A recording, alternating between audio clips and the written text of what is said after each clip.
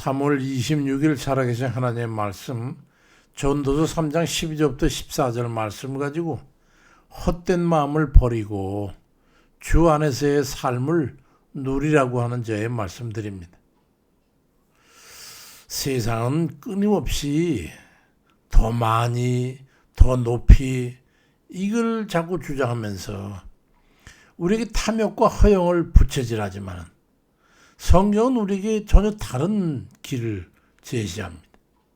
그건 바로 지족. 다시 말해서 하나님께서 허락하신 현재 삶을 넉넉히 이기며 감사하는 마음으로 족한 줄 알라는 그런 말씀입니다. 허무한 인생을 행복하려면 범죄에 지족할 줄을 알고 기뻐하며 즐겁게 살아야 합니다. 우리는 흔히 인생에 거창한 성취나 특별한 이벤트가 있어야만 행복할 수 있다고 오해하는 수가 많잖아요. 하루아침에 돈벼락을 맞거나 갑자기 장관 자리라도 취임하거나 하는 그런 강력한 자극을 행복의 기준으로 삼다면 우리 인생의 99%를 차지하는 평범한 일상들은 그럼 그저 견뎌야 할 지루한 시간이 되고 말 겁니다. 그건 행복할 수가 없이 불행한 거죠. 그러나 진정한 행복은 사소한 범사 속에서 보물을 찾아낼 줄 아는 사람에게 주어지는 거예요. 아침에 눈을 떴을 때 느껴지는 어떤 시원한 공기, 식탁 위에 놓인 따뜻한 밥 한 그릇에 나오는 긴 모락모 나는 밥 한 술, 곁에 있는 이의 잔잔한 숨소리에서 감사를 발견하는 그런 사람은 평범하지만은 행복한 사람이지요. 인류 역사상 가장 화려한 부귀영화를 누렸던 솔로몬 왕의 고백을 우리는 기억해야 합니다. 그런 세상의 모든 즐거움을 다 맛본 후에야 비로소 행복의 본질을 깨닫게 되는데 전도서 3장 12절 이하에 사람들이 사는 동안에 기뻐하며 선을 행하는 것보다 더 나은 것이 없는 줄을 내가 알았고 사람마다 먹고 마시는 것과 수고함으로 낙을 누리는 것이 하나님의 선물인 줄을 또한 알게 됐다고 증언을 했습니다. 영국의 숲을가 있던 찰스 램은 평생 가난과 가족의 병수발이라는 무거운 짐을 지고 살았어. 그러던 어느 날 친구가 그에게 자네는 그 고달픈 처지에 어느 못해도 무슨 감사한단 말인가 그렇게 물었어. 그자는 이렇게 대답했어. 나는 매일 아침 길가에 핀 이름 모를 꽃들을 보면서 참 감사하네. 그리고 내 구두 밑창에 달아있는 걸 보면 감사하지. 그래서 내가 오늘 하루도 어딘가를 향해 걸어갈 수 있다고 하는 건강한 다리가 있다는 증거니까 말이지. 그게 웃더라는. 그에게서 행복은 고통이 없는 상태가 아니라 고통 속에서 사소한 생명의 은적을 찾아내는 그 능력이었던 셈이죠. 이렇듯 험한 세상의 삶에 지나친 과욕을 버리고 족한 줄을 알면 우리의 삶은 비로소 빛나기 시작하죠. 디모데전서 6장 6절을 이제 지족하는 마음이 있으면 경건은 큰 이야기 되느니라. 우리가 먹을 것과 입을 것이 있은즉 족한 줄을 알 것이니라 그리 말씀하고 있고 빌립보 4장 4절에는 주 안에서 항상 기뻐해라. 내가 다시 말하지만 기뻐하라고 권면합니다. 지족할 줄을 알고 그 속에서 감사하니까 기뻐할 줄 아는 그걸 우리에게 권한 거예요. 불만족스러운 욕심을 다 채우고 살 수는 없잖아요.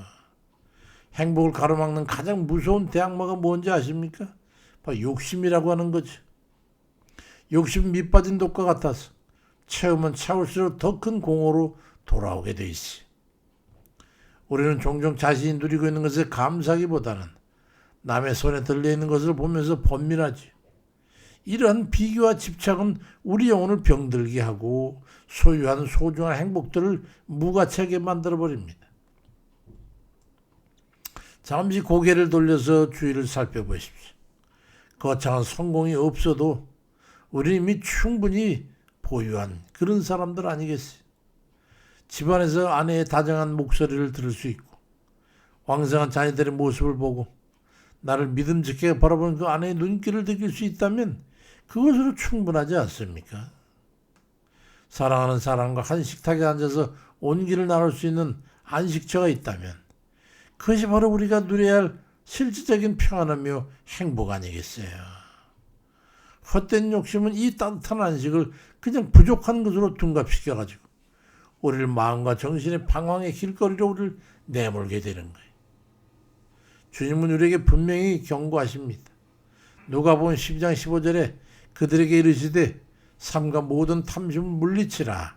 사람의 생명이 그 소유에 넉넉한 데 있지 아니하니라 말씀하고 있고, 또 사도 바울을 통해서 디모데전서 6장 7절 8절에서 우리가 세상에 아무것도 가지고 온 것이 없음에 또한 아무것도 가지고 가지 못하리니 우리가 먹을 것과 입을 것이 현재 있은지 족한 줄로 알 것이니라고 말씀합니다. 그 외국 동화책에 보면 그런 얘기가 있어요. 전설적인 얘기지만은 한 왕이 세상에서 가장 행복한 사람의 셔츠를 입으면 그 질병이 낫는다고 하는 걸 말을 듣고서 신하들을 전국에 보냈어. 그 전국을 다 뒤져가지고 드디어 숲속에서 노래를 부르면서 세상에서 가장 행복하다고 말하는 한 가난한 나무꾼을 찾았어. 그에게 그 셔츠를 좀 달라고 하자 막상 그런 셔츠를 빌려줄 그 소지가 못 되고 너무나 가난해서 입을 셔츠도 없으니 빌려줄 수가 없다고 하는 것을 이제 말을 합니다. 소유가 행복을 결정한다는 건 세상의 논리를 비웃는 아주 묵직한 가르침이잖아요. 오늘이라고 하는 날을 하나님의 은혜 아래 있음을 깨닫고 그러면 감사하시기 바랍니다. 우리가 오늘 살고 있다는 건 결국 우연이 아니잖아요. 하나님의 은혜 속에서 우리에게 허락된 선물 아니겠어요? 전도서 기자는 전도서 3장 14절에서 하나님께서 행하시는 모든 것에 더할 수도 없고 덜할 수도 없나니 하나님이 이같이 행하시면 사람들이 그 앞에서 경외하게 하려 하심이라고 말씀합니다. 우리는 하나님의 은혜 가운데서 얼마든지 감사하고 얼마든지 자족할 수 있는 거예요. 감사하는 마음은 행복으로 들어간 유일한 열쇠지요. 조건이 갖춰가지고 감사하는 것은 누구나 할 수 있지요. 그럼에도 불구하고 감사한 것은 믿음의 사람만이 할 수 있기 때문입니다. 데살로니가전서 5장 17절에 범사에 감사해라. 이것이 그리스도 예수 안에서 너희를 향하신 하나님의 뜻이니라 말씀합니다. 하나님의 뜻은 감사할 수 없는 상황에서 드리는 감사를 통해서 평안과 행복에 이르기를 우리 하나님이 바라십니다. 오스왈드 챔버스는 감사는 하나님의 주권을 인정하는 가장 고결한 형태의 예배입니다. 우리가 족합니다라고 말하는 그 순간에 우리의 부족함은 이미 하나님의 풍요로 채워지기 시작합니다. 그리 고백해서 무슨 의미인지를 아시겠죠? 오늘 내가 처한 환경이 비록 광야의 상막한 같을지라도 그것에서 하늘의 만나를 발견하고 감사하는 이스라엘 그 백성들처럼 생각한 정말 감사하는 성도들, 그런 이들이 행복자들 아니겠어요? 디모데전서 6장 절에도 지족하는 마음이 있으면 경건에 큰 이익이 된다고 말씀합니다. 우리의 행복은 내일의 성취에 있는 게 아니라 오늘 우리의 생각의 만족에 달려 있는 겁니다. 어떻게 생각하느냐, 사물을 보고 어떻게 받아들이냐, 이게 문제인 거예요. 하나님 은혜 안에서 진심을 가지고 충분합니다 라고 하나님 앞에 고백해 보세요. 욕심의 생각은 벗고 감사의 마음으로 현재를 바라볼 때 우리는 그동안 안타까움 속에서 무조건 지나쳐 보냈던 수많은 행복의 순간들을 다시 행복했었구나, 내가 행복하자로구나, 이렇게 발견하게 될 거예요. 하나님이 주신 소중한 오늘을 지적과 기쁨 그리고 감사로 꽉 채워나가시기를 주의 이름으로 간절히 축원드립니다. 아멘입니다.